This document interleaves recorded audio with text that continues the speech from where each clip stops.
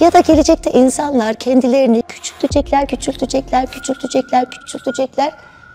Mikrobun santrilyonda biri kadar küçültecekler ve kendi kendilerini atomun içinde keşfe çıkacaklar. Ya da gelecekte kişi başına bir paparazzi düşecek.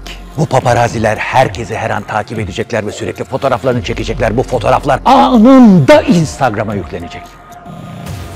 Hatta insanlar ana karnında ünlü olacaklar ve doğuştan gelen bir özellik olarak sürekli ünlenmeye devam edecekler. Bu TikTok, Facebook, Instagram gibi sosyal medya hesapları yapay zeka tarafından üretilecek ve kesintisiz bir iletişim için sonsuz büyüklükte bir emoji sözlüğü oluşturulacak. Ya da gelecekte insanların ömrü aşağı yukarı 1 saat olacak.